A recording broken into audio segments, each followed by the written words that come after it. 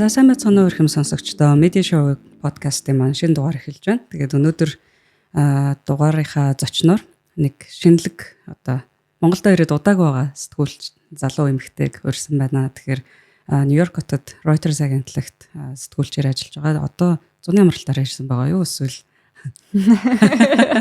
шууд зуны амралтаар ирсэн байгаа. Тэгээд танилцуулчихтаа мэдээлэл аваад ингээд ирсэн байгаа. Дэлгэр заяагаа урьсан байна. Тэгээд Дэлгэр заяа маань өмнө нь бит хоёр удаа анх танилцсан нь бол Тэнгэр телевизэд продюсер багт нь танилцсан. Түүний өмнө бас YouTube дээр өөрийнхөө подкастыг хийдэг байсныг нь манай жишээ нь ажлын бас одоо хамт ажилладаг сэтгүүлч маань үргэлж сонсдог байсан. Тэндээс дам таньдаг болсон. За түүний дараа Yale-ийн их сургуульд суралцаад ингээд Нью-Йоркод Reuters агентлагт ажилладаг ийм сэтгүүлч байна. Тэгэхээр ирсэнд баярлалаа. За урьж оролцуулж байгаа медиа шоунд урьж оролцуулж байгаа танд бас баярлалаа. За одоо хоёулаа шууд замналынхаа тухай яриад ер нь эхлэхдээ тэгэхээр сонсогчд маань бас мэдгүй хүмүүс байж магадгүй. Тэгэхээр яаж ер нь анх медиатай холбогдоо сэтгүүл зүй гэдэг салбарт ер нь хаанаас яаж орж ирвэ? Хэрхэн орж ирвэ? Тийм би уг нь бол өөрөө яг сэтгүүлч мэргэжилтэй хүн биш. Тэгээд бакалавра болохоор байгаль орчин судлал, эдийн засаг гэсэн хоёр мэргэжлэр эзэмссэн. Тэгээд Вашингтоны их сургуулийг 19 онд төгсөөд үргэлжлүүлээд 2 жил яг тэр мэргэжлийнхаа дагуу уур амьсгалын өөрчлөлтийн эдийн засаг гэдэг одоо сэдвийн дагуу судалгаан дээр Чикагогийн их сургууль дээр 2 жил ажиллаад тэгээ түүний дараа Тэнгэр телевизээс одоо яг сэтгүүл зүйн гараагаа эхэлсэн гэх юм уу. Тэгээд би ер нь Вашингтоны их сургуульд сурдаг байхдаа айгүйх тийм бичих айгуу дуртай байсан. Тэгээд байгаль орчны талаар, уур амьсгалын өөрчлөлтийн талаар хүмүүсийн мэддгүү зүйлс маш олон байдсан байна да гэж бодоод тэгээд тухайн үед яг хичээлийнхаа хажуугаар айгүйх цагийн ажил хийдэг. Ерөнхийдөө ингээд яг байгаль орчны юм дээр ингээд хувь нэмрээ оруулмаар байдаг ч гэсэндээ цаг ерөөсө гардаггүй байсан аахгүй юу. Тэгээ яг өөрийнхөө яг хагасаа бүтэнсээ өдөр ч юм уу эсвэл бүр орой сууж агаад хийх боломжтой юм нэрөөсөө бичих байсан аахгүй юу. Тэгээ өөрөө Америкт байсан болохоор монгол хэл жоохон орхигдоод байгаа юм шиг санагдаад монголоор бичиж хэлсэн. Тэгээд ухаарлын 7 хоног гэдэг блог онегээд яг 2017 оны 10 сард эхэлж ирсэн. Тэгээд тэрнээсээ хойш нэг 6 жил явах замдаа одоо тэр блог маань одоо өргөжөөд гэх юм уу аудио эссений подкаст болоод тэгээд түүнийг 6 жил хөтлөөд яг Yale-ийн сургуульд магистр хамгаалахаа өмнө яг аль биесээр баяртай гэд яг зогсоосон байдیں۔ Тэгээд ер нь бол тэр блогоос эхлээл тэр бол яг эссений блог байсан л да. Яг ингээл нэг эссе бичдэг, байгаль орчны нэг асуудлыг яг энэний талаар бичиж гэж яг нэг сэдв барьж аваад тэрнийхээ талаар ийм учраас зэрэг ийм байгаа шүү дээ гэдэг үгнэлттэй тийм нэг эссе бичдэг байсан. Тэр бол мэдээж хэрэг сэтгүүл зүйн бүтээл байгаагүй. Дотор нь миний бодол бол зөндөө явж байдаг байсан. Байр суурь бол ямар байр суурьтай байдаг вэ гэдэг бол ойлгомжтой байсан. Гэхдээ ер нь бол тэрнээс илээ бичиж эхлээд яг сэтгүүл зүйн салбар руу орсон нь бол яг Тэнгэр телевизээс яг эхэлсэн байдیں۔ За тэгэхээр Монголд ирээд тэгтээ мэдээж олон л одоо ажиллах боломж болцоо гэх юм уу зам мөр байсан бах. Тэндээс яагаад яг телевизэд ажиллая сэтгүүл зүйд ер нь одоо хөл тавиа гэх юм уу те гэж шийдсэн бэ? Тийм. Ер нь сэтгүүл зүй өөрөө намайг олсон юм шиг санагддаг байхгүй. Би сэтгүүл зүйг нэг сонгоод ороод ирсэн юм шиг биш. Ягаад тэгэхээр ер нь 10 жил их сургуульд байхад математик, шинжлэх ухааны хичээллүүдтэй илүү төлхөө сайн байсан. Тэгээ тийм болохоор ч юм уу үргэлжлүүлээд ер нь судалгаа хийх юм байна да гэдэг нэг тийм юм өөртөө суулгацсан байсан бүр багасаа. Гэхдээ тэрийг яг өөрөө яг үнэхээр сонирхоод дурлаад яг судалгаандаа бүр ингээд чин сэтгэлээсээ бүр ингээд хайртай болохоор тийш орсон юм уу гэхээр яг үгүй байгаадсан аахгүй. Ер нь хийж чаддаг. Тэгээ тэрэндээ айгуу сайн байсан. Гэхдээ яг сайн байлаа гээд яг тэр зүйлдээ бүр үнэхээр дуртай байна гэсэн үг биш шүү дээ. Тэгээд тийм болохоор Чикагогийн их сургуульд байхад хүртэл ингээд хажуугаар нь юмаа бичмээр санагдаад хагасаа бүтэн сайн ингээд өөрөө ингээд суугаад байгаад өөрөө ихгүй ингээд бичмээр санагддаг байсан зүйл нь ерөөсөө миний ухаарлын 7 хоног подкаст аудио эссенүүд байгаад байсан байхгүй юу. Тэгээ тэр үед бас бусад яг судаач нараасаа илүү арай өөр санагдаад байсан. Би өөрийнхөө одоо зүгээр миний байгаа байдал гэх юм уу. Тэгээ ингээл хоолой нь айгу тийм өөр намайг ер нь ингээ багасаа айгу тийм арай өөр хоолойтой гэж хүмүүс айгүйх комент хэлдэг байсан. Манай бүр цэцэрлэгт байхад л хүртэл ингээд дуулуулахаар арай өөр хоолойтой Тэгээд тиймэрхүү зүйлсүүдээ ерөөсөө ашиглахгүй байгаа юм шиг санагдаад байсан байхгүй юу. Ерөөсөө ингээд хаягдаад ерөөсөө нэг тийм потенциал байхад тэрийг ерөөсөө ашиглахгүй зүгээр л нэг шинжлэх ухааны хичээлүүд сайн байсан болохоор тэр түүн дээрээс суурилсан тийм судалгааны ажлууд хийгээд байгаа юм шиг санагдаад байдаг байсан. Тэгээд яг телевиз рүү яг юу хийвэл энэ бүгдээрээ ашиглаж болох вэ? Чадруудаа бүгдийг ашиглаж болох вэ гэдээ асуугаад үзсэн чинь яг энэ датан дээр өгөгдөл дээр ч юм уу тэ анализ хийгээд яг энэ нэрийн сурвалжлах маягаар сэтгүүл зүйн бүтээл гаргаад бичээд тэгээд дээрэс нь телевиз чи мэдээлэл шигрэхтэй чи өөрөө гарна чи өөрөө чиний хоолой бас ингээд сонсогдсон тэ. Ерөнхийдөө ингээд намайг бүгднээр нь ингээд ашиглах салбар юм шиг санагдсан байхгүй. Тэгээд тэр нэг их таалагдаад тэгээд телевиз рүү орсон байдэ. Харин чиний хоолойг ч юм уу эсвэл нөгөө одоо яриа өөрийгөө илэрхийлж байгаа байдал юмнуудыг харахаар би чинь өөр мэргэжлийн хүн гэдгийг мартчихад байдаг байхгүй. Анхнаасаа сэтгүүлчл юм шиг ингээд ялангуяа тэр подкастер бас олон жил эсвэл эсэгийн энэ уншсан нь бүр илүү нөлөөсөн байх бас магадaltaй байх те. Тэгээ магадaltaй байх. Ер нь подкаста хийж яхад л яг хүмүүсээс би өөрөө ерөөсө хоолоогоо бусдаас өөр мөр гэж ерөөсө боддгоо яжгаад тэгээд подкаста хийж эхэлснээс хойш хүмүүс айгүйх тэгж шилдэг болсноос хойш ер нь айгүй анзаардаг болсон. Тэгээд телевизэд 2 жил ажилласан уу? 3 жил. 2 жил гаруй ажиллаад тэгээ явсан тий. 2 жил гаруй заахав нэг урт хугацаа биш ч гэсэн ерөөдөө бас телевизийн үйл ажиллагаа хэвлэл мэдээллийг бол танин мэдгэд бас боломжтой хугацаа шүү дээ тий. Тэгэхээр тэр үед ер нь ямар дүгнэлт хийжсэн бэ? Монголд ингээд сэтгүүл зүйд ялангуяа телевизэд ахаад тэр дундаа мэдээний телевизэд дээрээс нь дахиад дөнгөж шинээр байгуулагдсан бас телевиз байсан тий. Тэгэхээр тэр үед нэг одоо ингээ эргээд харахад ч юм уу тэр төрсөн сэтгэл ингээд таймлуул ер нь ямар байсан бол туршлагаа. Тэнгэр телевиз бүр шинээр байгуулагдаад би одоо эхний 30 ажилтныхаа нэгч болчихлоо тий. Тэгээд ажиллаж байхад угаасаа надад өөр телевизэд ажилласан угаасаа туршлага байхгүй. Тэгэхээр зэрэг одоо яг ингээд байгуулагдаад маш олон жил болсон телевизэд ажиллах дөнгөж байгуулагдж байгаа телевизэд ажиллах хоёрын ялгааг би одоо бас баг зэрэг мэдэхгүй байна. Гэхдээ ер нь телевизийн ялангуяа ингээд мэдээний байгууллагт ажиллана гэхээр мэдээнүүд нь надад нэг өөр санагдсан зүйл нь болохоор одоо мэдээгээ маш хурдан ингээ гаргах хэрэгтэй болдог тий. Тэг ингээд шууд дамжуулалт гэдэг зүйлийг одоо нүдэрээ харсан гэх юм уу телевизэд ороод тэгээд мэдээ чинь тэнд одоо жишээлх юм бол би сандаг байхгүй юу нэг нэвтрүүлэгч чинь ингээд нүүр бодолтондоо орж арайд амжаагүй ч юм уу арай дуусаагүй ч үлээ ингээд нэг тэгсэн чинь Шинзо Абе нас орчдөг. Тэгээд тэр өдөр чинь шуудад орох болж байгаа байхгүй. Тэгээ ингээ мэдээ нь бараг ингээд те Шинзо Абе нас орсон гэдэг мэдээлэл нь бол ингээ баттай. Гэхдээ нөгөө талдаа нэвтрүүлэгч энэ тэрнээ ерөөсөө мдэггүй сууж байгаа шүү дээ. Тэгж яхад шууд тэр нэвтрүүлэгч шууд тэрийг ингээл те мэдээлэх хэвээр. Шууд тэр цагт ингээл мэдээлэх хэвээр хамгийн дөрөнд гэл. Тэгээд тиймэрхүү процессуудыг ингээ харахад бол телевизийн мэдээний процесс маш хурдан бүх юм нь маш хурдан болж өнгөрдөг. Тэг ингээл тэр дундаа ингээл тэ факт чек хийх энэ төр хугацаа чинь маш богинохон байдэм байна гэж бодож байгаа байхгүй. Түүний дараа Yale-ийн сургууль дээр байхдаа хүртэл Yale Environment E360 гэдэг бас яг байгаль орчны сэтгүүлцэн одоо бүтээлүүд гаргадаг мэдээний байгууллагт бас ажилласан. Тэгээд дараа нь Reuters одоо жишээлбэл ингэж ажиллаж байхад бичдэг байгууллагууд ч юм уу те яг ингэ дүрсэн шаардлагагүй тиймэрхүү бүтээлүүд дээр ажилладаг сэтгүүлчид бол арай илүү удаан хугацааг бүтээл дээрээ зарцуулж болдсон байна да гэсэн бол сэтгэл төрж ирсэн. Yale рүү тэгэхээр бас байгаль орчны чиглэлээр суралцгаар явсан. Байгаль орчны удирдлага. За жоохон нөгөө цаг хугацааны хүүрнэлээр ярих үг нь гонигтай байдаг. Гонигтай ярилцлагын төрөл гэдэг. Гэхдээ хоёлаа контекст өгөхийн тулд үнэхээр тэгтэй тий.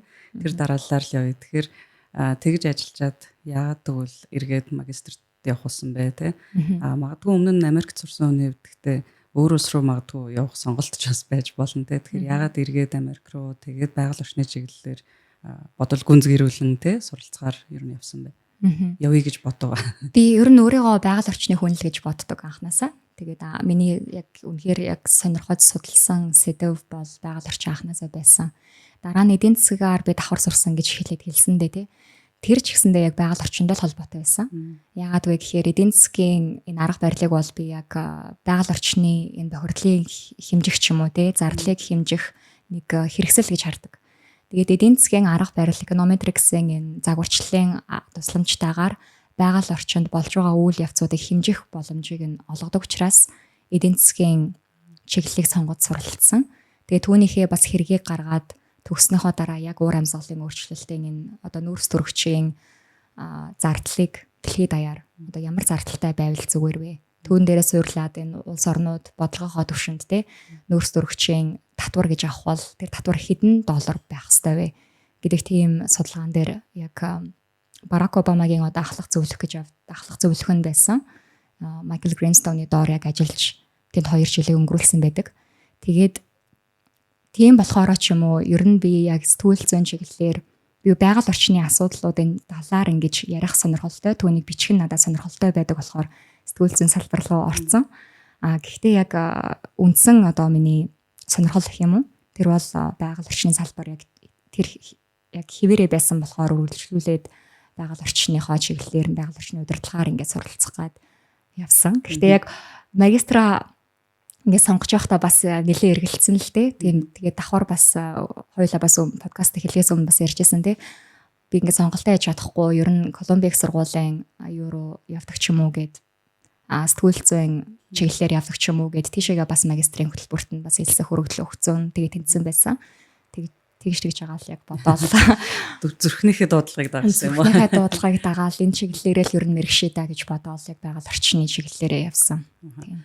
19 он гэхэр чинь 15 онд анх бакалавртаа явсан болох гэдэг. Тэгэхээр тэр үед эдийн засаг гэдгийг нэгдүгээр сонголт гэж харж мэрэгчлээ сонгож байсан уу? Байгаль орчин гэдгийг харж сонгож байсан. Байгаль орчноос яг сонгож байсан. Юу тэгтлээ одоо тэр зүрхний дуудлага болтлоо. Гэсэн юм. Уур амьсгалын өөрчлөлтөө сүүлийн 10 жил гэдэг ч юм уу те. Яг үнэхээр халуун сэдв бид нар үнэхээр юм үл хайхрах аргагүй одоо болчлоо те. 10 жилийн өмнө чамайг магадгүй мэрэгчлээ сонгож явах үед бол нэг дуулдах төдий байсан болов гэж бодоод байгаа. Яг нэг бидэгээр хаяа гардаг байсан те. Гэхдээ өнөөдрийг шиг юм ач холбогдлыг нь хүн төрөлхтөн тэр хаяараа бас ойлгож ухаараагүй байсан цаг үед. Тэгэхээр тэр үед ялангуяа бакалаврт мэрэгчлээ сонгож байгаа хүүхдийн хувьд бол нэлээд алсын хараатан шийдвэр гаргасан юм шиг сонсогдож байна л да. Эсвэл тэрэн дотор үнэхээр нэг юм магадгүй бага насны ч юм уу те хүсэл эрмэлзэл байсан ч юм болов гэдэг юм санагдаж байна. Тэгэхээр тэр үед яаж ерөн сонголтоо хийж исэн бэ? Тэр үед ер нь л би яг байгаль орчноор сурах үгүйгээ бас мэдэхгүй л байсан л та. Ерөнхийдөө яг ингээл зах зээлээ харахад ч юм уу те Монгол улсад хэрэгтэй эрэлт хэрэгцээтэй ямар мэргэжлүүд байна гэд харахад байгаль орчин яг нэгтчихсэн. Намайг өргөдлөөгч байхад. Тэгээд би тэрийг харж агаад тэгээд өөрөө ч угаасаа яг шинжлэх ухааныхаа чиглэлээр сонирхолтой юм чинь те биологи юм гэдэг ч юм уу. Тэгээд тэр хичээлүүдээ мэдээж яриг үзэх юм байна гэж бодоод ерөнхийдөө байгаль орчны чиглэлээр яг өргөдлөө Вашингтоныг сургууль руу явуулж исэн. Тэгээд гэхдээ би очоод за болохгүй бол салчин доо гэж бодож байгаа шүү дээ. Америкт чинь яг тэрнийг ингээд бүр хүмүүсээ хадагдаад төгсөх хэрэгтэй гэдэг юм байхгүй болохоор очоод болохгүй бол салчин доо гэж бодоод төгсөж байгаа. Тэгээд тэгсэн чинь очоод эхнийхээ семестрт яг нөгөө одоо нэг байгаль орчны одоо нэг баахан нэг номертой хичээлүүд байдаг та environment 100 гэх тийм. Тэр хичээлээ ингээд аваад үзсэн чинь манай багш нар тэр хичээлээ бүр айгүй сонирхолтой заасан байхгүй. Тэгээд тэр айгүй тийм сонирхолтой. Тэгээ бүр би яг тэр семестр би бүр маш их миний мэдлэгийн түвшин бүр үнэхээр их агсан юм шиг санагдсан. Ингээд нэг 6 сарын дотор би ингээд эргээд харахад би ингээд өмнө нь мэддэг байсан зүйл одоо мэддэг байсан зүйлс хоёрын хооронд бүр маш их зөрүүтэй байсан байхгүй. Тэгэл тэрээга өргөлшүүлээл сураал явсаар байгаа л. За энэ мэргэжлэрээ ер нь төгсгөл болох юм байна гэл. Тэгээ өргөлжлүүлээд судалгаа энэ төр хийхээр хүн ер нь юмдаа айгу ордог шүү дээ. Гүнзгий ер нь дурлж ордог. Тэгэхээр тэгж явсан гэсэн үг. Тийм тэгэж яваад тэгээд төгсөх курстэй нөгөө NOAA хүмүүс NASA-г нь мэддэг, NOAA-г нэх мэддэггүй тий. NOAA чинь яг ингээд атмосфер, далай судлалын хүрээлэн байгаа. Америкийн одоо засгийн газрын гэх юм уу. Тэрэнд яг дадлага хийгээд яг уур амьсгалын өөрчлөлттэй холбоотой бас нэг судалгаан дээр ажиллаад төгсчихсэн. Цэнхэр халим аврах шалдайлыг. Тийм. Уур амьсгал биш байгаль орчны чиглэл гэхээр монголчууд бид чинь бас байгальтайгаа ойрхон гэдэг ч юм уу. Бидний бас хэрэглээнд айгу түгээмэл ашиглагддаг үг гэхүү наандаж те. Гэхдээ тэрийг яг шинжлэх ухаан одоо яг мэргэжлийн талаас нь ингээд судлаад олон нийтэд хүргэнэ гэхээр надад бас нэг төрж байгаа сэтгэл нь чиний нөгөө эдийн засагтай тэр нэг холбосон зүйл нь илүү ач холбогдолтой байсан болоо гэж бодод байна. Яг тэр датагаар харах ч юм уу те тоон үзүүлэлтээр харах нөгөө юмыг юулээ сүүлийн үед одоо Монголд ч их модонд ороод байгаа хэмжиж чадахгүй бол өдөртөж чадахгүй гээл те.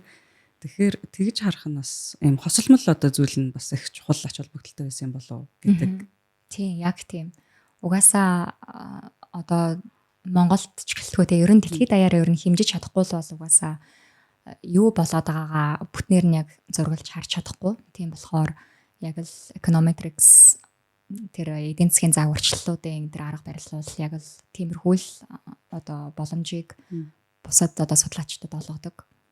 Тэгээд байгаль орчинд бол яг тийм түгээмэл хэрэглэгддэг арга барил гэж би бол хэлэхгүй. Гэхдээ эдийн засгийн чиглэлийн одоо тэр арга барилуудыг мэдж байхад бол ер нь бол нийгмийн асуудлуудыг бүгднгийн ер нь бол харах боломжтой гэж зураглаад тийм ерөнхийдөө нэг зураглаад энд яг юу болоод байна гэдэг зураглалыг харгаж ирж болдог. Тийм байна. Тэгэхээр ер нь бол тийм байгаль орчин сэтгүүл зүй гэдэг чинь тооноос бас тийм хол зүйл биш юм байна тий. Тийм яг үнэ. Одоо ингээд Reuters-та ерөн сурвалжлах багт нь ингээд ажиллаж байхад ч гэсэн би яг эдийн засгийнхаа тэр загварчлалуудыг одоо ч гэсэн хийгээд явж байгаа. Тэгээд тийм загварчлалуудыг бас хийдэг болохоро энэ газар бас намайг ажилд авсан болооч гэж бас боддгоо. Яг дараа нь тэрийг асууя гэж бодож байсан. Айгүй хурдан тэрлүгөө өрөөд ирлээ. Reuters дэр нь яаж ажилд оров одоо шалгаруулалт нь ямар байдаг юм байна. Бид нар чинь ингээл Монголоос яхав контрибьютор байдлаар бас ажиллаж исэн олон ч бас сэтгүүлчд байдаг. Reuters, BBC одоо юу гэдэг AFP гэдэг ч юм уу те. Яг тухайн редакцад өөрөө очиод ингээд ажиллах бас тийм миний бодлоор олон түүх сонсож байгааг байхаа. Тэгэхээр энэ бол бас манай сонсогчдод айгүй юм шин сонирхолтой зүйл ах болоо. Тэгэхээр бас аль болох дэлгэрэнгүй те хүмүүс туулцж өгөөч. Reuters-д орох зам ямар байв. Reuters яг ийм уур амьсгалын өөрчлөлтийн сэдвээр эрен сурвалжлах ажил хийж таарсан нь бас миний хувьд айгүй азтай гэх юм уу. Миний одоо ажиллаж байгаа энэ эрен сурвалжлах баг болохоор ерөнхийдөө айгүй жижигхэн баг. Ер нь ийм Reuters агентлагч нь өөрөө нөгөө wire service гэж явдаг. Тийм болохоор өдөр тутмын мэдээнд илүү анхаардаг ийм газар. Тэгэхээр нөгөө эрен сурвалжлах баг нь бол яг өдөр тутмын мэдээнд ажилладаг сэтгүүлч нартайгаа харьцуулахад хамаагүй жижигхэн.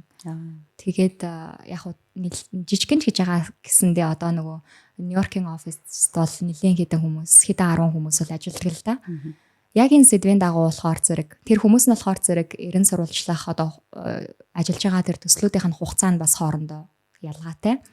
Жишээлх юм бол манай энэ төсөл болохоор зэрэг 2 жилийн дотор дуусна гэсэн маш удаан хугацаа. Бараг нэг судалгааны ажил хийж байгаа юм шиг. Тийм маш удаан хугацааны төсөл дээр ажиллаж байгаа.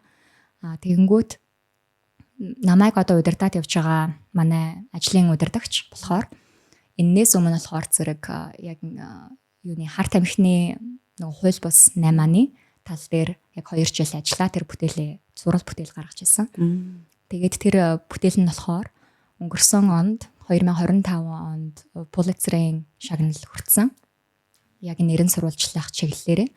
Тэгээд тэр хүн тэр Pulitzer-ийн шагналыг авчаад дараагийнхаа сэдв рүү орсон нь уур амьсгалын өөрчлөлтийн сэдв байж таарсан байхгүй юу. Тэгээд тэрэн дээрээ дотроосоо эхлээд хүн хайсан юм билээ. Ерөнхийдөө энэ хүн ингээд 2 жил тутам нэг сэдв дээр ажиллаад шагналуудаа төвчээд дараагийнхаа сэдв рүү ороод тэгээд бага бүрдүүлээд ингээд явдаг. Тэгээд энэ 2 жилийн төсөл нь болохоор зэрэг ерөнхийдөө хугацааныхаа хувьд энэ Reuters дотроо бол хамгийн урттай бол ордог. 2 жилээс илүү хугацаанд ажилладаг тийм сэтгүүлч нар ер нь бол ховор, маш ховор. Дийлийнх нь ер нь бол нэг 3-7 хоног ч юм уу те 6 сар гэх юм бол арай илүү түгээмэл гэж ойлгож болно. Тэгэхээр зэрэг нөгөө Reuters дотроо ийм удаан хугацаанд сэтгүүлч нараа яаж ажиллах вэ гэдээ бодохоор зэрэг манай ажлын удирдагч болохоор за одоо ингээд дараагийнхаа сэдвийн уур амьсгалын өөрчлөлтөөр сонгочлоо. Хамт ажиллах одоо энэ data analytics маш их шаардлагатай ийм сэдв байна те. Тэгээд уур амьсгалынхаа бас нөгөө нэг өөрчлөлтийг шинжлэх ухааныхаа талаас бас ойлгодог юм сэтгүүлч хэрэгтэй байна гэд ерөнхийдөө тэр хүн нэг юм 3 бэкграундынхаа хувьд нэг юм 3 зүйл байгаа сэтгүүлч хайсан байгаа юм л да. Дотоодоос эхлээд Reuters дотор ажилладаг сэтгүүлч нараас. Тэгээд тийм сэтгүүлч байгааг болохоор гаднаас сэтгүүлч шинээр авах хэрэгцээ үүссэн гэж хэлсэн надаа. Тэгээд хайж явахдаа ер нь бол тэг нэгдүгээрт юм data science, өгөгдлийн өгдөл дээр аягүй сайн ажилладаг, том өгдөл дээр ажилладаг сэтгүүлч. Тэгээд дараа нь болохоор сэтгүүл зүйн бас нэг юм туршлагатай байх хэрэгтэй байна. 3 дугаарт уур амьсгалын өөрчлөлтийн чиглэлээр бас ингэ мэрэгсэн байвал зүгээр байна гэдэг тийм шалгуур тавьсан чинь би яг гурваланд нэр нь надад яг ингээд үзүүлэх харуулах юм байсан байж таарад. Тэгээд тэр хүн рүү би яг манай Yale дээр нөгөө юу нь явж исэн. Зар нь явж исэн. Угаасаа манай Yale-ийн сургуулиудтай холбогдож үзсэн юм лээ өөрөөсөө. Тэгээд Yale-ийн сургуулийн багш нар руу ингэж те ийм одоо танаа тэгээд оюутнууд донд төгсөж байгаа оюутнууд донд чинь ийм хүмүүс байна уу те. Тэгээд бас өөрөөсөө онлайнаар зараа тавхаасаа гадна. Тэгээд тийшээгээ айгүй олон материалаа явуулсан хүн байсан гэсэн. Тэгээд тэр дундаасаа яг уу над шиг яг ингээд нэг гурвуулангийн зэрэг ингээд бариад явцсан хүмүүс жоохон цөөхөн байсан юм шиг байлээ. Тэгээд яг 2 ярилцлаганд ороод тэгээд яг ажилд орсон байдаг. Одоо баг нь хэдүүлээ байна ер нь. Баг нь бол яг бүтэн энэ дээр орч ажиллаж байгаа хүмүүсийн тоо бол маш өндөр. Гэхдээ яг өдөр болгон яг энэ дээр бүр ингээд 2 жилийн турш те өөр юун дээр ч ажиллахгүй энэ дээр ажилладаг хүмүүс бол манай тэр ажлын удирдагч тэгээ бит 2 л байгаа. Бусд нь бол ингээд орж гараад одоо жишээлх юм бол нэг зурагчин хэрэгтэй байна гэх юм бол 7 хоног тэр зурагчин ажиллана гарлаа. Гэхдээ тэр хүний нэр бол энэ дээр ажилласан хүмүүсийн дунд ингээд байгаа явж байдаг тий. Тэгвэл тийм урт хугацааны юм байна. Би нэг чи өмнө нь Reuters-ийн ажлын нэг өдргээд reel орууллаа эсвэл зургаар carousel байлоо нэг тийм байсан байж магадгүй. Instagram-да нэг оруулж ирсэн. Би тэгээд Reuters-ийн сэтгүүлч гэхэд ямар гоё 50 амьдралтай сэтгүүлч. Би нэг contributor-аар бид нар ч одоо сонгуул Монгол наадам гэлтэй юм сурвалжлахаар тэр чи би бол жишээ нь хүн унтахгүй сурвалжлах хийх ёстой байдаг юм байна гэдгийг одоо тэндээс жишээ нь ойлгож авч ирсэн. Үнэхээр ингээ үйл явдал нь тасралтгүй болоод ахаар чинь тий. Одоо ямар үйл явдал болоод тахад би унтлаа гэлтэй. Тэгээд хүмүүс яагаад ийм одоо томоохон мэдээллийн агентлагийн сэтгүүлчийн ажлыг ийм залуу хүний ажил гэдэг юм бэ тий. Гэдгийг ч гэсэн ер нь тэндээс жоохон гадралж исэн, жоохон зах цухаас мэдрээд тэгээл нөгөө дандаа л тийм байдаг гэж ойлгочихгүй юу. Тэгээд чиний тэр нөгөө постыг харчаад энэ одоо ямар сонио тайван ажиллаад байна. Ямар сонио тайван энэ хүнчтэй Нью-Йоркоор тайван алхаад байна шүү дээ. Тэгэж бодож байсан. Тэгвэл дотроо бас ингээд төслөөсөө хамаарад янз янз байт юм байна тий. Одоо тэгэхээр бүтээл нь 2 жилийн дараа гарна гэсэн. Тийм. Яг нэг жил өнгөрчлөө л дөө. Тэгээ одоо 8 сарын сүүл гэхэд эхний дугаараа гаргах хэрэгтэй байна гэд нэг тийм зооцсон хуваартай явж байгаа. Дугаараа гэхэр формат нь текстээр явна гэсэн үг. Ерөнхийдөө тэгээд нөгөө зургууд бол мэдээж яриг байна. Тэгээд тексттэй, графиктэй 7 одоо тийм дугаартай зурвал бүтээл гарах хэрэгтэй байгаа. Нью-Йоркийн тэгээд гудамжаар сэтгүүлчигээ далхаад явхад ер нь ямар байд юм бэ? Devil Wears Prada гарал одоо бид нар мэдэн шүү дээ. Хэцүү дээ гэж. Ер нь хэцүү дээ. Нью-Йорк ч өөрөө 9 сая хүн амтай. Маш том хот те. Тэгээд манай офис чинь яг Times Square дээр байдаг. Тэгэнгүүт хамгийн хөл хөдөлгөөнтэй газар байнгут. Угаасаа нөгөө мэдээлэлтэйг ойрхон байханд бол тэгэж таарч байгаа юм л да. Гэхдээ яг тийшээ ингээл тэ метрогоор өдөр болгон яваал метроноосоо буух гэж алцаал. Ерөнхийдөө л нэг айгу хурдан хэмнэлтэй газар болохоор зэрэг айгу гудамжинд яваад айгу ер нь бол ядардаг. Ядарна. Тий. Чи гэхдээ шууд ойлгочлаа. Би жоохон далт мессежтэй асуулт асуусан ч ер нь жоохон тий Америкт, Нью-Йоркт яг сэтгүүлч их тэр сэтгэл гэх юм уу да одоо. Чиний дотор байсан болоо одоо миний дотор байлаа гэвэл нэг мэдгүй сэтгүүлчлэгийг мөрөддөг жоохон охин байлаа гэж бодъё л та. Тэгэхээр магадгүй тэр охин Нью-Йоркт би энд сэтгүүлч хийж шүү гэдэг тэр мэдрэмж ямар байх бол гэж бодсон юм. Түрүүн таны хэлсэнчлэн одоо нөгөө өдөр тутмын мэдэн дээр хэрвээ ажиллах юм бол илүү залуу хүмүүс ажилтдаг юм шиг санагдсан. Би бол одоо Монголын одоо альч мэдээний байгууллага руу ингээд орсон тий. Хамгийн залуу нь бол би байхгүй гэдгийг мэдчихэж байгаа байхгүй юу. Гэтэл одоо миний хамт ажиллаж байгаа хүмүүс дундаа би ганцаараа хамгийн залуу нь, хамгийн ганцаараа эмэгтэй, ганцаараа одоо Америкт төрөөгүй ч гэдэг юм ингээд бүх юмараа ингээд айгу өөр байдаг. Тэгээ бүр Монгол. Тэгээ бүр тэр дотроо бас Монгол. Тэгээд надтай хамт ажилладаг миний эргэн тойронд суудаг хүмүүс чинь ерөнхийдөө л нэг 50 насны, 60 насны хүмүүс. Тэгээ одоо миний ажлын удирдагч юм бол 60 гаруй насны хүн байгаа. Тэгээд энэ хүмүүстэй хамтарч ажиллахад бол ер нь нөгөө 90 сурвалжлах гэдэг рүү орчхороо л ерөнхийдөө нэг насжилтан тиймэрхүү болчтой юм байна гэж би ойлгосон. Тийм. Ерөнхийдөө нэг залуу сэтгүүлч нар байхгүй. Надаас одоо ах хамгийн залуу нь одоо 32 таас сэтгүүлч байсан.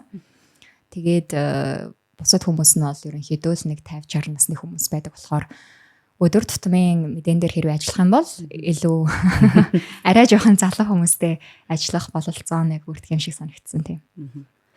Баахан хөгшин хүмүүстэй л маш хурдан хинэл дотор л тэгээд. Тийм. Тэгээ бүх хүмүүс бас өөрсдөө гэсэн бас нэг бит гэж ярьж байгаа тий. Өөрийн гэсэн нөгөө coverлдаг нэг сэдвтэй. Тэгээд тэр сэдвийнхаа дагуу хин зарим нь болохоор зөвхөн Трампын одоо юунуудыг шүүх хурлыг дагдаг. Тийм зөвхөн Трамп тэгээ шүүх хурлахаар айгүй тийм юугаац тодорхой. Тийм байна. Тэгээд тэрийгээ тэгэл өдөр болгон дагаал өнөөдөр Трампын хувьд юм боллоо гэж нөгөөхөө бичээл явдаг тийм сэтгүүлч нар байна. Зарим нь болохоор урамсгалын өөрчлөлт гэхээр бас тийм урамсгалын өөрчлөлт дээр л яг төвлөрдөг сэтгүүлч нар бас байна. Гэхдээ тэд нарын өдөр тутмын мэдээний сэтгүүлч нар нэг өөр. Яг 90 сурвалжлах иймэрхүү төсөлтөөр ажиллаж байгаа сэтгүүлч нар нь бас өөр. Нөгөө мөрдөгч 90 сурвалжлага гараад байдаг чи ер нь угаасаа мөрдөгчийн баргал замналаар амьдрд юм биш үү те. Трамп ер нь тийм өдөр болгон нэрэд зөвхөн тэр хүнийг сонирхож амьдрал ер нь те бас би нэлээд юм гарах байлгүй дээ. Тэгээ тэр талаараа айгүй сайн мэрэгшээд ерөнхийдөө Трампын тэр шүүх хурлын талаар тэр хүнээс өөр одоо давж мэдэх хүнгүй. Одоо тийм болтол нь л одоо сурвалжлах гэдэг сэтгүүлч нар бас байна. Хоёлаа ярьж амжаагүй чиний яран дээр бас нэлээд гарч байгаа нэг хэсэг болохоор өгөгдөл гэж ярьж байна. Тэгээ бид нар дата сэтгүүл зүг, өгөгдлийн сэтгүүл зүг 2021 оны үед хаа тий уг нь нэлээд ярддаг байсан тий. Тэгсэн одоо ер нь жоохон нэрэ чимээ анарг болчихлоо шүү. Монгол даяаруу эсвэл Тэнгэр телевизөө. Гэхдээ ер нь миний бодлоор медиад яг тэр нөгөө AI энэ төр гарч ирээ бас юу очих шиг боллоо. Тэгс чи барыг сургалт болгоно л ерөөсөө дата сэтгүүл зүг гэдэг байлаа шүү дээ. Одоо fellowship болгоно ч юм уу.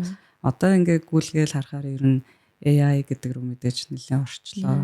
Зүгээр яг нэг талаас одоо ярьж байхад надад төрж байгаа сэтгэл магадгүй дата сэтгүүл зүг гэдэг нөгөө тусдан судлах гэхээс илүү арга барилын баг нэг хэсэг болчихвоо да гэдэг нэг зүгээр одоо л тэгж анзаарлаа. Чамд ер нь юу гэж бодож байна? Өгөгдлийн сэтгүүл зүг гэж ер нь юу юм бэ? Яаж хийдэг юм бэ? Юугаараа ажилт чинь одоо яаж тусглаа болт юм бэ те? Өгөгдлийн сэтгүүл зүй ер нь өгөгдлийг би яг нэг их сурвалжлал гэж одоо бол хардаг. Анх болохоор одоо Тэнгэр телевиз дээр байхдаа дата дуран гэдэг нэг булантай байсан да. Тэгээ тэр үедээ болохоор яг бүх юмаа л яг датанаас авдаг. Датанаас өөр их сурвалж байхгүй. Дата юу гэж хэлнэ? Түүнийг сэтгүүлцэн бүтээл болгоод мэдээгээр гаргадаг байсан. Тэгээ одоо болохоор энэ хүнээс тусдаа зөвхөн дататай ажиллаад явах нь жоохон өрөөсгөл юм байна гэж боддог болцсон байна ер нь. Тэгээд одоо болохоор манай одоо Reuters дээр ажиллаж байгаа арга барил гэх юм бол асуултууд нь датанаас гарч ирэх хэвээр. Одоо дан ганц хүн нэг газар одоо амьдарч байгаа нэг фермерчин хүн хурц ирэнгүүтээ урамсгалын өөрчлөлт манад ингэж нөлөөлөд байна. Ийм болоод байна гэхэд тэр хүний үгэнд шууд итгэх биш. Тэрнийг одоо нэг факт чек хийх юм уу? Факт чек хийгээд за үнэхээр энэ урамсгалын өөрчлөлт муу юм уу? Эсвэл энэ зүгээр энэ хүний өнцөг юм уу? Бодол юм уу те? Тэгэхээр үнэхээр бодол авах юм бол бас тэрийг шууд хүмүүст цацах ёсгүй. Тийм болохоор асуултуудаа эхлээд хамгийн түрүүнд үнэхээр үүнийг одоо дэмжих тэр өгөгдөл нь байна уу? За түүнийгээ тэгээ түрүүний хэлсэнчлэн нөгөө эдийн засгийн арга барилаараа эконометриксийн загварчлалаараа ингээд яг түүнийгээ факт чек хийн. Тэгээд тэрэн дээр нэлийн хугацаа зарцуулж байгаа. За үнэхээр яг боллоо гэх юм бол за окей. Одоо тэгвэл эрдэмтдтэйгээ ярилцъя. Бусад фермерчдтэйгээ ярилцъя. Энэ асуудал өөр дэлхийн өнцөг болон бүрт гарч байгаа асуудал юм уу? Зөвхөн энэ газар гарч байгаа асуудал юм уу гэдээ явна гэсэн үг. Тэгэхээр зэрэг аль алийг нөгөө нэг хослуулж жийжэл яг сэтгүүлцэн бүтээлэг бүтэн болоод байгаа болохоор миний хувьд бол яг дата өгөгдөл дээр суурилсан сэтгүүл зүй гэх юм бол яг асуулт нь өгөгдлөөсөө гарч ирдэг. Гэхдээ нөгөө хүний орхигдуулахгүй бусад их сурвалж те эрдэмтэд жирийн амьдарч байгаа иргэд гэдэг ч юм уу эсвэл нөгөө бодлого боловсруулагчид шиг юм уу тэр хүмүүстэйгээ бүгднтэй нэг ярилцж агаад за одоо яг иймэрхүү юм болсон юм байна гэдэг дүгнэлт гаргах. Тэгэхээр нөгөө дүгнэлтэнд тусалж байгаа нэг хэрэгсэл гэж би бол одоо хардаг тийм. Сэжүүр ч юм уу эсвэл тийм эсвэл яг сэжүүр өгдөг зүйл бас дата байж бол. Их хэмжээний дататай ажиллах, түүнийг тэгтээ боловсруулах, дээрээс нь зөв уншина гэдэг чинь айгүй хэцүү одоо асуудал шүү дээ тий. Тэгэхээр дататай ер нь тэр ажиллах ур чадварт ер нь бас юу чухал байд юм бэ? Яаж ер нь ажилт юм бэ тий? Ер нь статистикийн хичээл авдаг ч юм уу те ерөнхийдөө дата өгөгдлийн сэтгүүлч зүүн яг суурчин статистик байгаа байхгүй юу. Тэгээ ерөнхийдөө нөгөө логик айгуу сайн ойлгох хэрэгтэй. Нэг өгөгдөл ингээд өглөө гэхэд тэр өгөгдлийг нэг юм одоо уур амьсгалын өөрчлөлтөөр нэг юм асуудал зөндөө гарч ирдэг. Одоо ингээд уур амьсгалын өөрчлөлт болоод байна, халаад байна. За тэр нь тэгээд судалгааг ингээд харах юм бол бүгдээрээ л те уур амьсгалын өөрчлөлт чинь одоо энэ ургацын хэмжээг бууруулж гин гэдэг. Тэгээ яг цэвэр өгөгдлийн харахаар зэрэг ургацсан жил болох өсгөөд байдаг байхгүй юу. Тэгээ ингээд тэгэхээр зэрэг яг тэр хоёрыг зүгээр шууд те уур амьсгалын өөрчлөлтийн одоо халуун өдрүүдийн тоо тэгээ дээрэс нь ургацын хэмжээ гэх юм бол энэ хоёулаа өсөж байгаа болохоор уур амьсгалын өөрчлөлт ургацанд сайнаар нөлөөлж ийн гэдэг үр дүн угаасаа шууд дүгнэлт гарах гад хэрвээ шууд параллель харуулаа. Шууд харуул мэдээж хэрэг тийм дүгнэлт гарна. Гэхдээ судалгаагаа эхлээд тэгэнгүүт ингээ уншиж байгаа байхгүй юу? Судалгаан дээр юу гэж үздсэн байна гингүүт эрдэмтэд бүгдээрээ сөрөөр нөлөөлдгөө гэсэн хариу гаргацсан байгаа. Тэгэнгүүт энд ямар нэгэн өөр асуудал байна те. Өөр юу нөлөөлж иж болох уу гэдээ одоо тэр эрдэмтдийнхаа дүн шинжилгээ хийсэн энэ судалгааныхаа ажлуудаас уншина гэсэн үг. Тэгэнгүүт энэ одоо хурд тунцны хэмжээ нөлөөлж байна. Тэгэнгүүт бас хүмүүс чинь те энэ ургацынхаа хэмжээ, энэ ургацын хэмжээтэй огт хамааралгүй ерөөсөө технологийн өөрчлөлт байж магадгүй байхгүй юу? Альсвал ингээд нөгөө нэг шинэ үр ингээд авцсан тий. Шинэ үр авцсан тэгээд тэр шинэ үр нь болохоор ингээд нэг халууныг сайн төсвөрлөдөг ч юм уу тий. Ингээд нэг өөр юмнууд яваад байдаг. Тэр нэг халуун өдөртөө ерөөсөө ямар ч хамааралгүй шинэ технологийн хөгжлүүд яваад байна. Тэгэхээр тэр хөгжлүүдийг бас давхар олж жагаад бүгднгийн тус тусд нь олж жагаад тэрийг бас ингээд загварчлалтаа ингээд оруулангууд яг тэр юу нь гарч ирдэг. Үндсэн шалтгаан нь бол сөрөг үр дагавартай юм байна гэдэг даавар нь бол гарч ирдэг. Тэгэхээр нөгөө зөв оновчтой датануудаа гол нь олох. Тэрэн дээрээ зөв оновчтой харьцуулалт хийх гэдэг юм болох гэдэг нөө. Тийм яг тиймэрхүү л болох гэдэг байна. Ерөнхийдөө нөгөө логик бол аягүй сайн ойлгох юм уу? Яг бодит амьдрал дээр хүмүүс яг юу гэж байна? Дээрээс нь эрдэмтэд юу гэж байна те? Тэр зүй тогтлыг зөв гаргаж ирч чад миний дата яг зөв илэрхийлж чадчихэв үү гэдгийг сайн өөрөөсөө асуугаад явна гэсэн үг. Сүүлд би одоо чиний стокер юм аашин тий. Сүүлд нэг стори харж байсан чи бас нэг юм код модел хийгээд ах шиг байсан да. Тэгэхээр кодчлал магадгүй саяны өгөгдөлтэй бас холбоотой байх шиг байна. Тэгэхээр тэр ажлыг чинь тухай бас асууя гэж бодлоо. Ягаад тэгэхээр тийм ер нь л одоо сэтгүүлчд бид нарт чинь юм арга барилын хувьд аягүй юм шин юмнууд харагдаад байгаа. Тэгэхээр өгөгдөлтэй ажиллах явцад магадгүй бас кодчлалтай гэдэг юм ажиллаад байна уу? За хиймэл оюун ухаан цаашлаад бас өгөгдлийг хэмжээний өгөгдлийг боловсруулахад бол өнөөдөр хамгийн л одоо гол зүйл болчиход байна тий. Тэгэхээр би яг асуултаа нэг өгүүлбэрт оруулж чадахгүй байна. Энэ дөрцөн зүйлсийг багцлаад нэг хариулдаг байж. Тий, та нэг ажлынхаа нэг өдөрт одоо яаж ингэж ажиллаж тусгалаа олж байна вэ гэдэг дээр нэг хариулдаг байна шүү дээ. Би бол өдөр болгон код бичдэг ажил дээрээ. Тэр нь ямар учиртай юм бэ гэхээр манай угаасаа өгөгдлийн хэмжээ маш их байдаг. Бүр хэдэн 100 гигабайт өгөгдөл дээр ажилладаг болохоор угаасаа ингээл тэр нь Excel дээр татаж аваад нэгтгэхгүй компьютер дээр те компьютерийн багтаамж хүрхгүй ч гэдэг юм уу тиймэрхүү асуудлууд байдаг болохоор их хэмжээний датан дээр ажиллаж байгаа тохиолдолд угаасаа код бичгээс өөр ямар ч сонголт байхгүй. Хэрвээ бага хэмжээний датан дээр ажиллаж байгаа юм бол одоо жишээ нь зөвхөн нэг хотын датач байдаг юм уу те Улаанбаатар хотын дата гэх юм бол мэдээж хэрэг Excel дээр ажиллаад явхад бол ямар ч асуудал байхгүй. Тэр нь бол код бичгээс илүү муу ч юм уу те эсвэл сул талтай ч юм уу те мэдээж хэрэг жоохон зарим тохиолдолд Excel дээр ажиллах нь илүү хурданч байх тохиолдол байна. Тиймэрхүү тохиолдол дээр болохоор харин миний хувьд болохоор ерөөсөө тийм боломж байхгүй болохоор код бичгээс арга байхгүй. Тэгээд одоо болохоор нөгөө AI хиймэл оюун байгаа болохоор код бичих бүр өмнөхтэй харьцуулахад харьцангуй амархан болчиход байна. Тэгээ миний кодны суурь болохоор нөгөө судалгааны ажил хийж яваад угаасаа их өгөгдөлтэй анханаас ажилласан болохоор тэрнээсээ код бичээд сурцсан байсан. Тэгээд одоо болохоор R, Python тэгээд Stata гэдэг 3 програм дээр бол ажилладаг. Түлхүүдэхтэй Python-ыг одоо ашиглаж байгаа. Тэгээд одоо нөгөө төгсөж байгаа оюутнууд ч гэдэг юм уу яг сэтгүүл зүйн чиглэлээр давхар яг өгөгдлийн шинжилгээ ухааныг ингээд давхар одоо хэрэгжүүлээд хавсраад явъя гэж байгаа хүмүүс байвал уг нь бол AI гараад ирсэн юм чинь над шиг тэгэж зовж тэр кодыг сурах ерөөсөө ямар ч одоо тийм асуудалгүй болчиход байна л да одоо шууд ингээд сураал те AI дээр ер нь бол өөрөө яг датан дээрээ юу хийлэгмээр байгаа юм бэ гэдгийг мэдчих юм бол ер нь бол ChatGPT шууд эсвэл нөгөө GitHub-ийн Copilot энэ төр чинь шууд л одоо кодыг чинь өмнөөс чинь бичиж өгч чадаад байна. Гол нь нөгөө нэг тэрийг зөв бичиж гэнэ үү, худлаа бичиж гэнэ үү гэдгийг нь хянах. Тэр хяналтаа л өөрөө сайн мэддэг байх хэрэгтэй. Гэхдээ тийм болохоор ерөнхийдөө суураа мэдчих юм бол тэгээ логикоо өөрөө сайн мэдчих юм бол тиймэрхүү код мод бичээд сэтгүүл зам бүтээл гаргах бол одоо л амархан болцсон байгаа. AI дээр юу ашиглаж байна? AI дээр одоо манайх болохоор GitHub Copilot айгуух ашигладаг. Тэгээд Reuters-ийн нэг зүйл нь болохоор Copilot руу явж байгаа бүх тэр одоо промптууд байгаа шүү дээ. Асуулт асууж байгаа тэр асуултуудыг бүгднийг манай компани хянаа суучдаг. Тийм болохоор бас хамаагүй харин тийм тий. Асуултууд явуулах ч юм уу тиймэрхүү юм асууж болдоггүй. Компани нууц задруулсан ч юм уу. Тиймэрхүү асуудлууд дээр маш тийм хянамгай байх хэрэгтэй байдаг.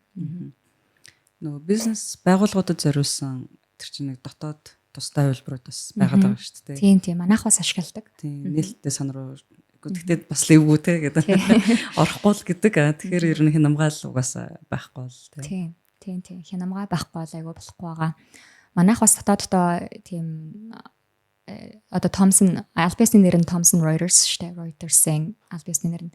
Тэгээ Thomson Reuters-ийн TR гэд дотроо бас AI, OpenAI гэд платформтой байдаг. Тэгээ ерөнхийдөө тэрийг л илүүдэлгүй ашигла.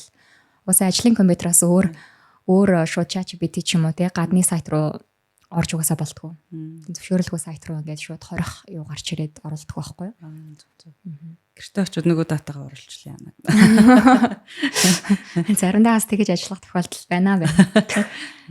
Зүгээр сэтгүүлчийн хувь хэрэглээндээ гэдэг ч юм уу сонирхолтой байж магадгүй гэж бодоод асууж байгаа. Ер нь ямар AI хэрэглүүрүүд ашиглаж байна вэ бас? Одоо ажлынхаа шугамар болохоор яг тэр ажлынхаа байгууллагынхаа AI-ыг л ер нь бол төлхөө хэрэглэж байгаа. Код бичгтээ бол түрүүний хэлсэн GitHub Copilot. Тэгээд имэйл энэ төр бичгтээ те заримдаа ингээл сонин имэйлүүд хүлээж авах мэдээж хэрэг уур хүргсэн. Тэгээ хариуг нь бичгтээ ингээд өөрөө бичих юм бол яг ууртай имэйл болчих гээд байдаг. Тэгэнгүүт яг AI руу те одоо бүх юмнууд ч надад AI-тай өөр ингэсэн AI-тай болчихлоо шүү дээ. Teams гэл оронгууд яг Teams-ийн Copilot гэж байна. Одоо ямар ч юм ашигласан өөр ингэсэн AI-тай болохоор тэрийг нь зүгээр шууд ашиглаад энэ имэйлийг уурга болгоод өгөөч гэдэг. Тэгээ тэрийг нь уурга болгосон имэйл аягүй сайхан хүмүүс рүү явуулж байгаа. Өөр бусад хэрэглүүрүүд бол гайгүй юу? Өөр бусад хэрэглүүдээр ер нь би бусад код бичгээс бусдаар, имэйл бичгээс бусдаар ер нь AI-г нэг хэрэглэх нь дэмий юм болов гэж боддог. Ер нь тийм. Өөрөө яг бодод сэтгэх хэвээр ажлууд дээр өөрөөс бодвол нь бол айгүй сонирхолтой. Ажил илүү сонирхолтой байдаг болохоор. Тийм байна. Энэ дээр зүгээр үндсэн сэтгэхтэй хамаагүй ч гэсэн нөгөө санаа нийлсэн гоё хариулт гараад ирлээ бас жоохон ярмаар санагдчихлаа тийм. Би надад бас тэгэж санагдаад нөгөө хитэх юм AI-аас асуухаас бас би жоохон зайлсхийгээд байгаа. Тэгээд яагаад ч одоо чи дасгалаа хийхгүй байвал тэгэл ер нь би сулдаг штэ тий. Тэрнтэй адилхан ингээд надад нэг юм ойр зургийн баг юм болгоныг асуугаад байвал нэг би тэнэг болчих юм шиг санагдаад. Миний ингээд тархины тэр юм дасгалцсан зүйл ингээд байхгүй болчих бидэ тий. Жохон цуглуулсан болчих маань үгүй болчих бидэ гэж бодоод бас жохон зайлсхийх гэдэг. Тэр тал дээр чи юу гэж боддог вэ? Миний хувьд яг одоо өдөр тутамд код бичих чинь одоо жишээлх юм бол айгу ядаргаатай ажил. Одоо жишээлх юм бол миний ямар нэгэн код бичиж байгаа л тэр код нь нас чинь нэг одоо нэг асуудал үүсэн шүү дээ тий. Энэ болохгүй байх код нь одоо нэг юун дээр run гэдэг овчин дээр дарсан чинь тэр нь гүйдгүү ч юм уу те ингээл нэг ийм асуудал гарлаа гингүүд тэрний энэ яагаад ийм болчихоо гэдгийг өөрөө хайх нь бүр үнэхээр цаг хугацаа бүр үрсэн ажил байгаа байхгүй яагаад тэгэхээр миний үндсэн ажил чинь сэтгүүлцээ тэрний алдааг болохгүй би тэрний араас 8 цаг суух те өмнө нь бол тэгэж AI байхгүй байхад би тэгэж суудаг байсан байхгүй тэрийг үнэхээр үзэн яддаг байсан судалгаа хийдэг байх шүү дээ тийм үнэхээр хэцүү тэгээд ингээ Google дээд хариу нь олдохгүй энэ яац юм бол гээд тийм асуулуудыг одоо AI шийдэж өгч байгааг бол би шууд тэрийг бол ямар нэг error заах юм бол шууд тэр error-ийнх нь юуг нь хуулж тавьж байгаа л энийг юу гэж яагаад юм болчихгүй асуудаг нөгөө тал дээр бичих ч юм уу таны нөгөө сая хэлсэн сэтгэн бодох одоо юу чинь яг миний хийх ёстой ажил байгаа байхгүй юу. Тэгээ намайг бол тэрийг л хийгээж ажил тавьсан тий. Тэгээд хэрвээ тэрэн дээрээ хэрвээ яг AI-г ашиглаад эхлэх юм бол ажлаа би тэгж хийж үзсэн. Тэгээд хийгээд үзэх юм бол ажил нэг л тийм юу болдог. Ажлынхаа ажлаа нэг бүтэн мэдгүй болж ирдэг. Одоо хурдан мартдаг гэх юм айгуу сонирхолтой нэг зүйл нь. AI ашиглах юм бол тэр ажлынхаа процессыг хурдан мартаад байгаа байхгүй. Тэгээд нэг 7 хоногийн дараа энэ дээр яасан бэ? Ямар шийдвэр гаргасан бэ гэдэг ингээд буцаад ингээд санах гад ингээд санахгүй. Яагаад ийм шийдвэр гаргасан юм бол гэдгийг санахгүй байгаа байхгүй. Хэрвээ AI ашиглахгүй өөрөө яг бодож сэтгэгээд үнэхээр яг ингэсэн болов тэгсэн болов гэдэг юм оролдож жагаад 7 хоногийн дараа сарын дараа надаас ирээд миний ажлыг асуух юм бол би тэрийг яг санаж яадаг. Яг ийм болоод болсон гэдэг шатараалыг. Тэгэхээр нөгөө өөрөө туулж өөрөө хийж үзсэн юм удаан тогтдог гэдэг баг болох гээд байна уу тийм. Тэгээд тэр нь илүү бас өөрт нь үнцэнтэй. Урт хугацаанд. За нэлээд уламжлалт хүмүүс шиг.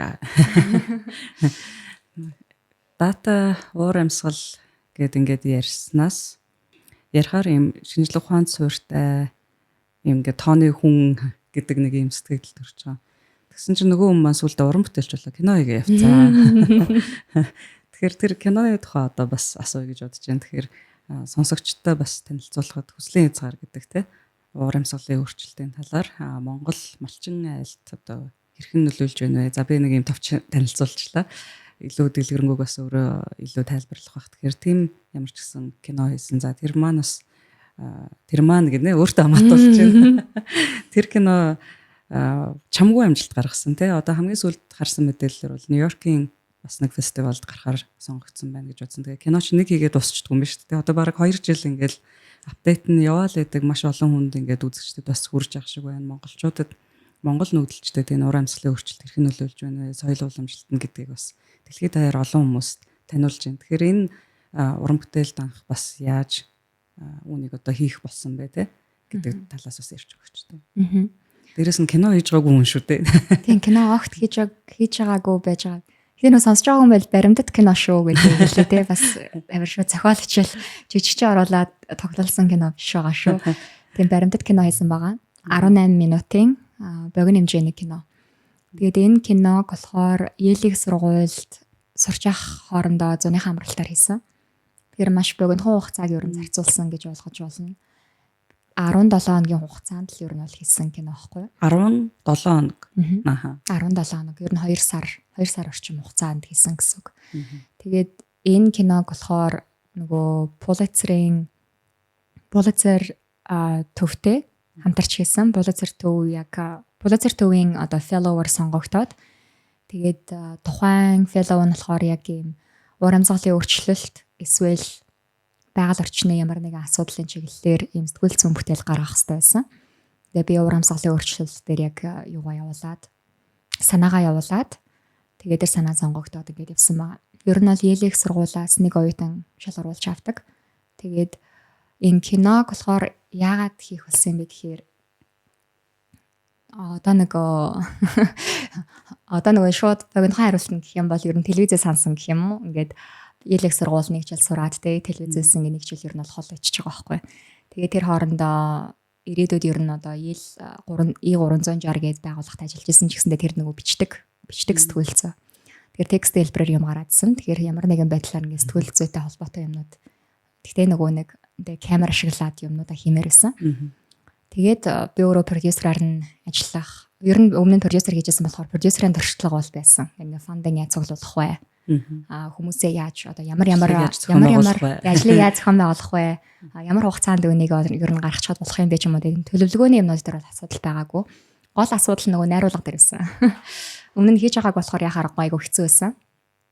Тэгээ зарим тохиолдолд ингээд өөрөө яг би чи нөгөө зураглаач хүн биш болохоор зураглаачтайгаа тэр тал дээр ойлголцоод айгу төвхтэй зүйлсүүд айгу гарч ирж байсан байхгүй. Нэг зураг авъя гэдэг тэгсэн чинь энд болохгүй штэ гэх тэгнэ. Яагаад гэхэнгүүт нь нар нь эндээс мандж байгаа гэдэг нь. Тэгээ ингээд гэрэл мэрлээ те бодох асуудал дээр яхаарахгүй туршлага бол нэлээд дутчихсан.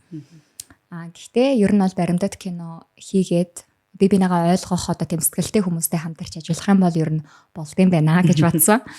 Тэгээд энэ кино маань сүүлд яг энэ түрүүний таны сая хэлсэн нөгөө Нью-Йоркийн уур амьсгалын кино фестивалаас шилдэг богино хэмжээний кино шагналд хүрсэн. Тэгээд одоо болохоор нэмж тэгэж ийштэйшээ явуулах одоо юм байхгүй. Ингээ ер нь бол ингээд киноныхоо амжилтуудыг ингээд дуусгаж уралдаанд замналыг ингээд ерөнхийдөө хаасан. Тэгээд за одоо ингээд болсон гэд. Тийм. Тэгтээ сая сүүлд нэг зүгээр юм нэг олон нийтэд төлөвлөх юмнууд нь бол яваад байгаа шүү дээ. Тийм. Ер нь бол олон нийтэд сонирхолтой хүмүүс байх юм бол холбогдоод ерөнхийдөө тиймэрхүү хүмүүс зөндөө холбогдсон л доо ингээд кампанидаа үзүүлэх гэсэн юм аа. Google дээр нэг тэгж үзүүлсэн. Google-ийн одоо нөгөө яг байгаль орчны чиглэлээр нөгөө нөөц зөрөгч хааны хэмжээг бууруулах тэр баг гэж тустай ажилтдаг юм байна. Тэгээ тэр баг нь киногч нь үзүүлэх гэсэн юмаг зөвсөл тавиад үзүүлсэн. Монголоос бас нэлээд хэдэн газрууд төсөл тавиад үзүүлсэн. Тэгэхээр ер нь бол ингээд үзүүлэх ажлууд бол мэдээж хэрэг дуусахгүй бах. Тэгээд бас зарим их сургуулиудын номын санд бас байршуулсан онлайнаар. Тэр хүмүүс бол түрээслээ тэр оюутнууд бол түрээслээд үзэх боломжтой болсон. 24 онд медиа шоу арга хэмжээндээ тгийгээс зөвшөөрлийг аваад арга хэмжээнийхээ нээлтийн хамгийн ихний одоо хэсгийг нь киногоор нээжсэн. Тэгээд тэр үед би нэг чамд товчхон бичлэгийг явуулж ирсэн тий. Хүмүүс бүр ингээд миний арга хэмжээг ер нь маш гоё нээж өгсөн шүү дээ. Хүмүүсийн сэтгэл маш их хөдлөөд юу гэдэг нэг хүүхэд бас надад хэлж ирсэн. Би ингээ хотын одоо хүүхдээ тий ер нь их юм хөдөө явж байгаагүй.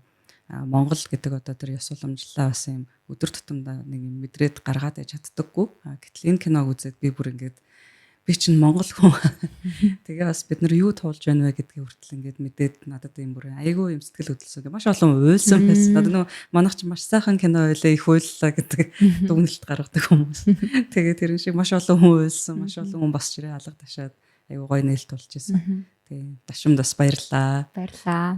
Тэгээд дараа нь Тэнгэр телевиз сүлд телевизээр бас гарсан шүү дээ тий. Тэнгэр телевизээр гарсан.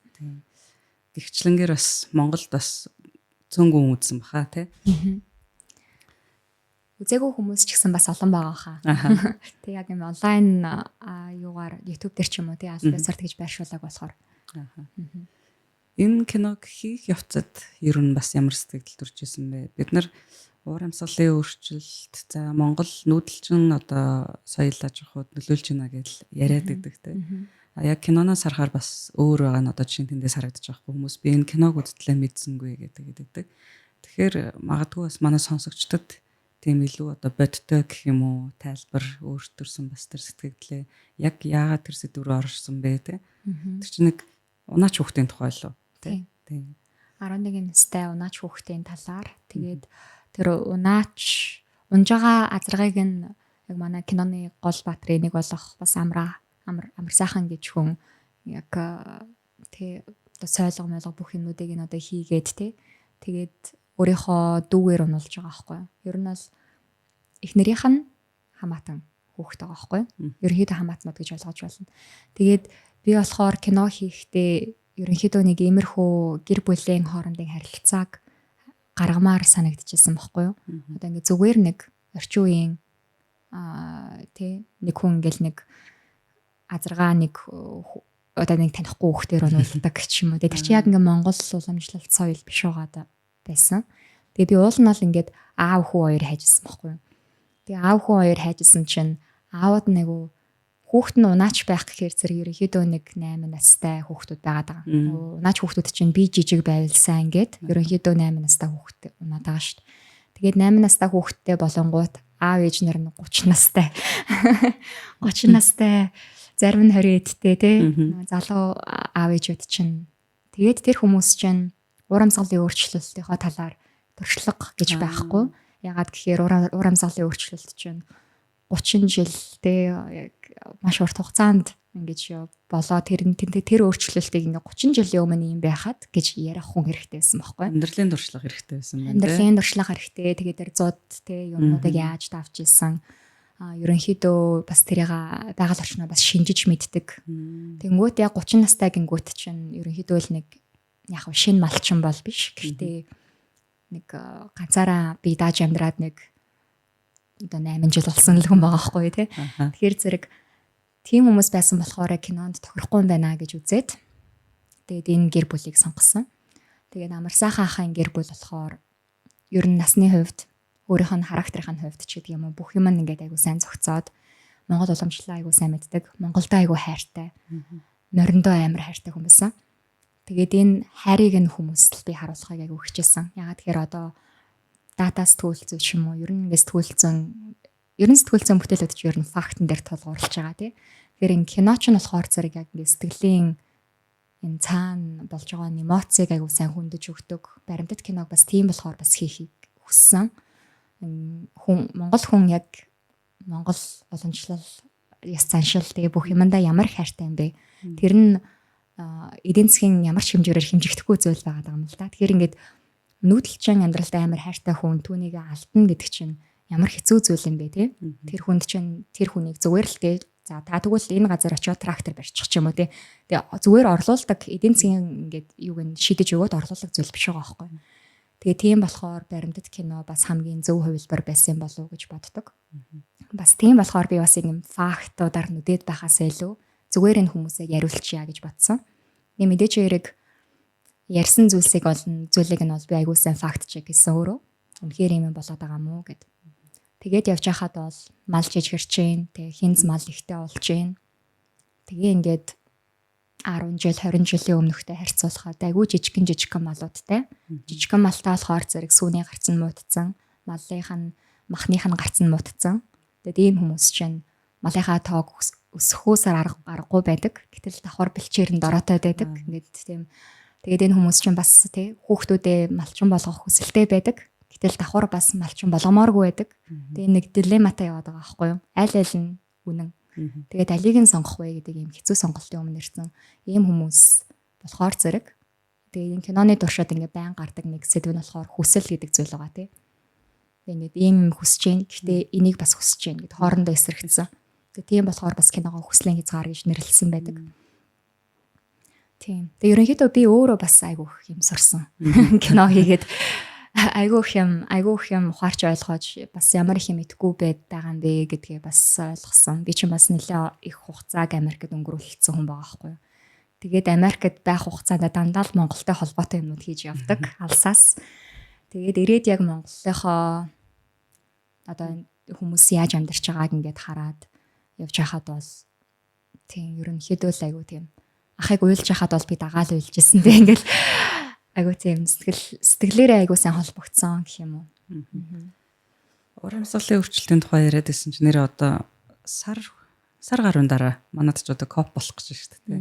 Тэгэхээр яг энэ чиглэлээр бас сурвалжилдаг, анхаардаг сэтгүүлч хүний хувьд ер нь юу харж байгаа бол копийн талаараа тий одоо Монголд болох гэж байна шүү дээ тий ялангуяа гэдгээрээ сайн нөгөө бас бэлчээрийн асуудал ярьсан чинь тийм бэлчээр зүлжилт гэдэг яг санаанд орчлоо тий бас ийм сэтгүүлчийн одоо харж байгаа өнцөг гэх юм уу байр суурийг сонсохгүй өнгөрч болохгүй юм шиг санагдлаа. Ер нь яхаа цөлжилт энэ төр бол би яг үнэхээр анхаарал хандуулах хэвээр асуудал гэж боддог. Ер нь гэхдээ копийн өөрийнх нь ингээд гаргаж байгаа үр дүн гэх юм уу? Копаас гардаг үр дүн хэр үр дүнтэй юмнууд хэр үр дүнтэй шийдвэрүүд вэ гэхээр ер нь тэрэн дээр л жоохон нэг 2 3 сурвалж чамлсан тий. Миний сурвалжилсан болохоор нэг урамсгалын коп тий урамсгалын коп тий цөлжилтийн копыг бол ерөөсөө сурвалжилж байгаагүй. Тэгээд цөлжилтийн болохоор 2 жил тутамдаа нэг удаа л болдог коп байгаа шүү тий. Урамсгалынхан болохоор жил болгон болдог. Тэгээд би коп 27 коп 28 дээр ажиллаж ирсэн. Тэгээд тэр копууд дээр ажиллаж байхад ч гэсэндээ ерөнхийдөө л нэг хүмүүсийн шийдвэр гаргаж байгаа бодлогын төвшөнд ажиллаж байгаа хүмүүсийн байр суурийг ингээд хараад тахаар яг тэр асуудалд өөрсдөө орсон хүмүүс нь биш байгаад байдаг. Тийм болохоор бас ингээд зүрх сэтгэлээрээ тэрнтэйгээ холбогдсон хүмүүс бас цөөхөн байдаг. Тэгээд улс орнуудын гаргаж байгаа шийдвэрүүд угаасаа энэ 196 талууд оролцож байгаа тийм Европын холбоог оролцуулаад. Тэгээд энэ олон талууд чинь бүгдээрээ нэг юмыг шийдэе гэж яг зөвшөөрөөд бүгд яг за одоо энэ болсон байна гэж үзсэн тохиолдолд шийдэн бол гарч байгаа жил болгон.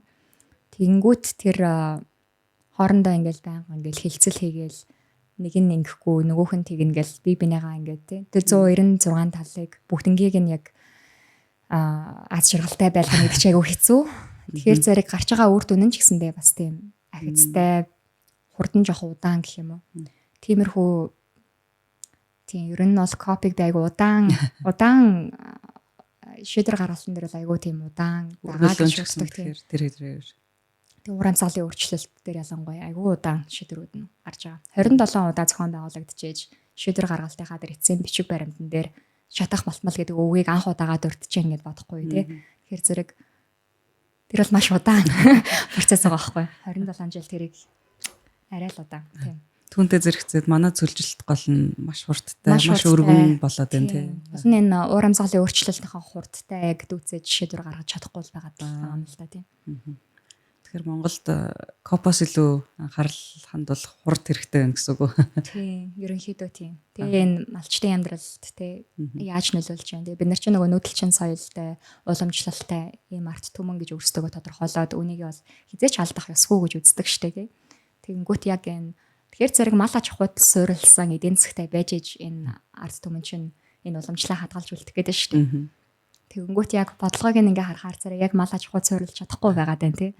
Тэгээд уур амьсгалын өөрчлөлт ийм хурдтай өрнөж болж байхад яг энэ мал аж ахуйд дээр суурилсан энэ эдийн засгийг яаж бий болгох вэ гэдэг асуудлаа хүмүүс ярих хэрэгтэй байхад яг мал аж ахуй нь бол одоо номер 1 салбар биш болчиход байна шүү дээ. Ер нь яг уул уурхай тусал.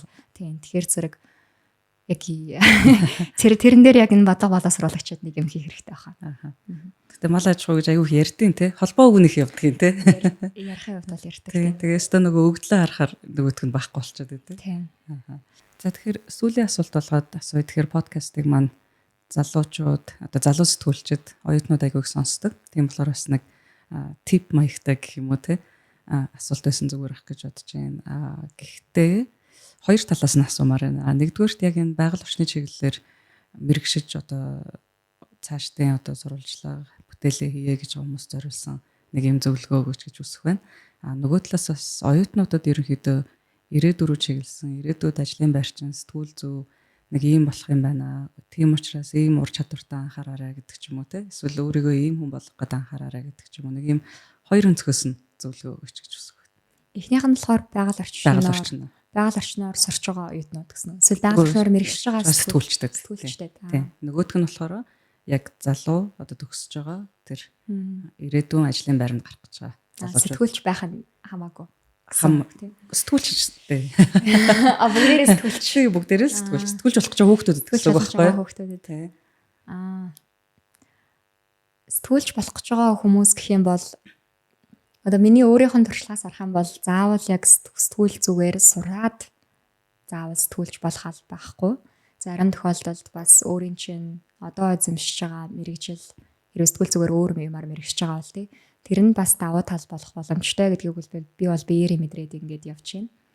Би бол өөрөө яг энэ түрүүний хэлсэнчлэн тий зөвхөн сэтгүүл зүгээр яваагүй зөвхөн түүнээс гадна яг энэ дата өгөгдөл дээр ажилладаг өөр чадрууд байсан болохоор л одоо Reuters намайг ажилд авсан ч гэдэг юм уу. Иймэрхүү зүйлсүүд амьдралд нэлээд хэд тохиолдсон болохоор одоо бас өөрийгөө бас ингээд бусдаас бас ялгарах юм ялгарл бий болгоход гэх юм уу. Өөр ямар нэгэн тийм нэмэлт тийм мэрэгжил байвал их зүгээр юм байна гэж бодож байна.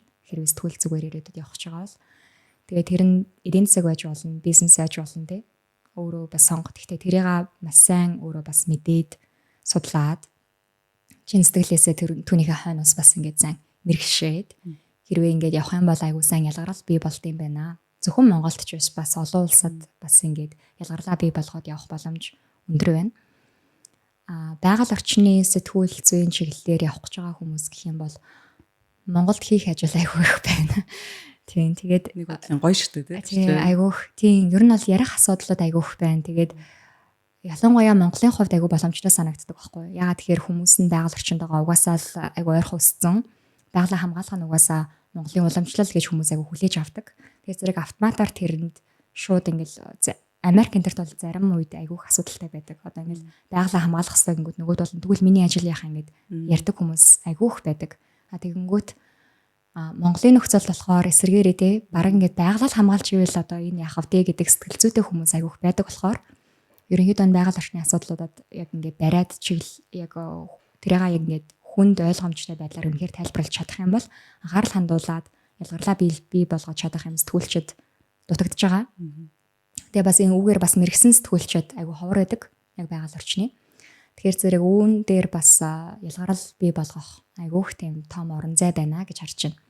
Тэгээд энэ байгаль орчны сэтгүүл зүйн асуудлууд бас нэлээд тийм эрен сурвалжлах маягаар хойноос нэлээд хөөж ээж тиймэрхүү байдлаар л одоо явж иж дөрвтэй гайгүй сэтгүүл зүйн бүтээл гарах юм шиг надад санагддаг. Тэрнээс биш яг өдөр тутмын зүгээр л ихтэй өнөөдөр энэ хүн ингэж хэллээ. Энэ тийм хог хаягдл байна гэх юм бол ингээд ерөнхийдөө л тэр чинь хүмүүс харж байгаа болохоор зэрэг нэг тийм сонирхолтой байхгүй юм болов уу гэж бодож байна. Тэгэхээр ер нь бол эрен сурвалжлах маягаар байгаль орчны асуудлуудыг араас ингээ хөөцөлдөх юм бол айгүй боломжтой санагддаг. Сүүлийн асуулт гэснээр уучлаарай надад дахиад нэг асуулт төрчлөө. Ялангуяа нөгөө өөр мэрэгчлээс дуртай зүйлээ сэтгүүл зүй болгож хийж байгаа хүний хувьд одоо хамгийн түлхүүр гэх юм уу гол зүйл надад нөгөө чи тэрийг олон нийтэд хүргэх голомчин ирмэлзэл байгаад байна шүү дээ. Тэгэхээр сэтгүүл зүй гэдэг бол өөрөө угаасаа public interest буюу олон нийтийн одоо тэр ашиг сонирхлын тулд бид нар ч одоо түүнийг одоо юу гэдэг энэ тэргүүндээ болгож ажиллаа хийдэг те. Тэгэхээр надад бас юугаарч сольшгүй одоо гол зүйл чамд тэр байсан юм болов гэдэг сэтгэл төрж байна. Зөв үү? Тийм тэр зөв. Тэгэл анханасаа угаасаа блог өөрөө бичвэл эхэлсэн гэдэг. Тэгээ тийм болохоор цаанаас л тийм хүсэл нь байсан болохоор нөө түрүүн хэлжсэн шүү дээ. Сэтгүүл зүй намайг олсон байхаа гэдэг чинь яг тэр байгаа юм л та тийм. Дуртай зүйлээ хүмүүс хүргэмээр те. Хүргэмээр байсан чинь өөрөө сэтгүүл зүй гараад ирсэн юм шиг санагддаг байхгүй надаа.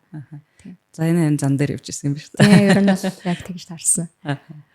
За баярлалаа. Тэгээд цаашдын энэ замд нь бас өндрөөс өндөр амжилт төсөө хийж байгаа дуртай зүйлээрээ бас олон хүмүүст түрүүн өглөө хүслээр нь сэтгэл зүгээрээ холбогдсон гэх те. Тэгэхээр тийм холбогдсон төдийгүй өөрчлөлт авчрах бас олон бүтээлүүд гарах байхаа гэж бодож байна. Баярлалаа. За подкастнда урьж оролцуулсан танд бас баярлалаа.